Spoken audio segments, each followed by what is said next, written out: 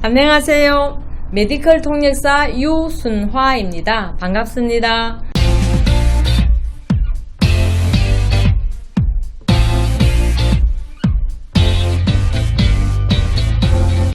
저는 한국에 온 지 20년 가까이 되고요. 출신 국가는 중국입니다. 중국에서는 중어 중문학과를 나왔고 또한 패션 디자인 학과를 나오고 중국어 선생을 오랫동안 했습니다.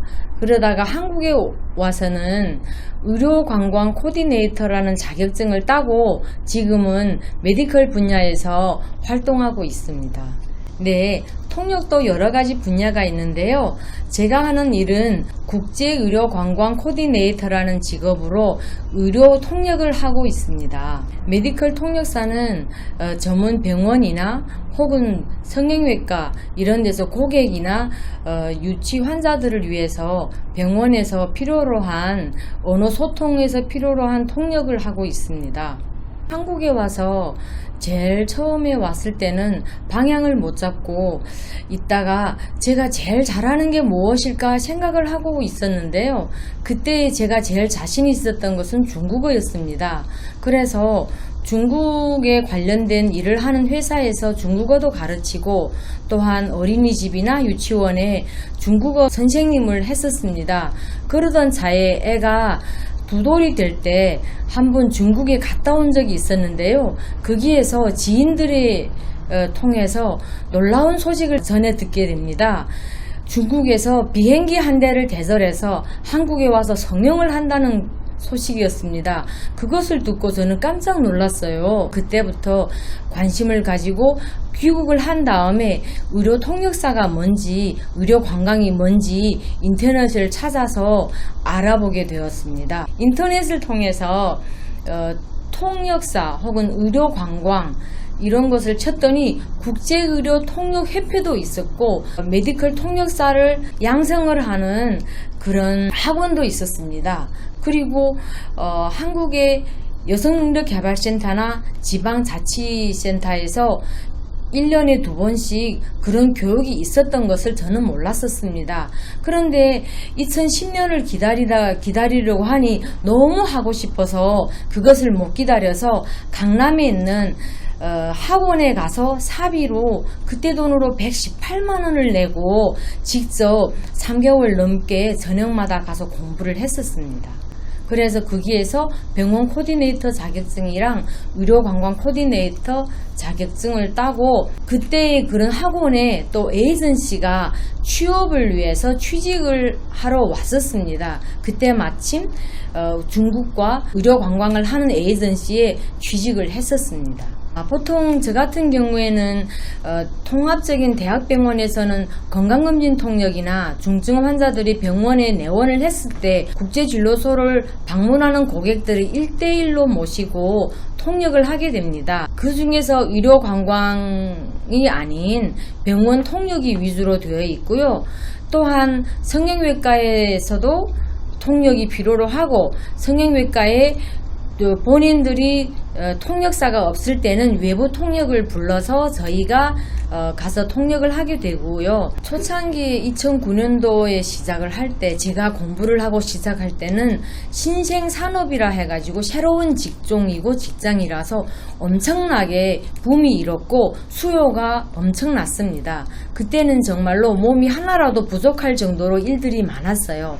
최근에 코로나 때문에 해외에서 고객이 오지를 못하고 나라끼리 막히다 보니 최근 2-3년간은 조금 힘들어졌습니다.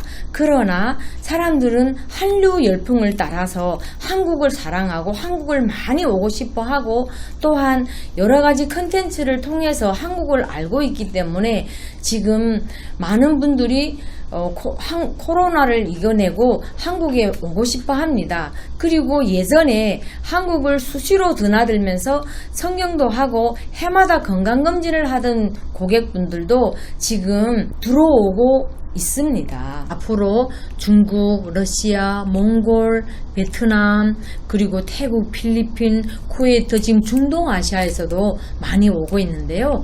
앞으로 점점 더 많은 198개 나라 혹은 더 많은 나라에서 한국으로 입국해서 의료 서비스를 받을 것이라고 희망합니다. 아니요. 물론 지금 2022년 올해는 제4회 국가 자격증도 지금 시험 기간이 시험 날짜가 9월에 있는 줄로 알고 있습니다. 이렇게 공부를 해서 국제의료관광 코디네이터 자격증을 따고 취직을 하거나 혹은 프리랜서로 활동을 해도 되지만 우리가 병원에 가서 본인 스스로 병을 보고 다 알아듣기 때문에 꼭 그 자격증이 없어도 통역은 가능합니다. 메디컬 심화 양성 과정이 있었는데요. 그거는 처음에 의료관광 코디네이터 공부를 했던 사람들의 조건하에서 이렇게 새롭게 공부를 했었습니다. 그때 그 심화 과정을 통해서 많은 내용들을 더 배우고 전문 용어라든지 질병 용어라든지 그리고 각 과에 대한 세분화된 이런 공부를 많이 했었습니다. 그것이 나중에 제가 큰 대학병원에서 취직을 해서 일할 때 큰 도움이 됐었습니다. 제가 자격증 시험을 공부를 할 때 공부는 정말 재밌고 새로운 일이라 즐거웠었는데요.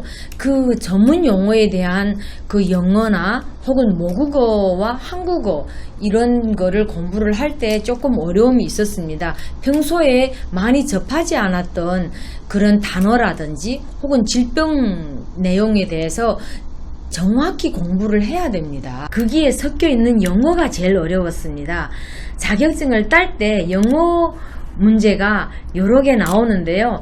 그때 저는 같이 공부했던 성형외과의 간호사 선생님께 부탁을 해서 영어 위에다가 한글로 표기를 해서 달달달달 외워가지고 자격증 시험을 봤던 것이 생생히 기억납니다.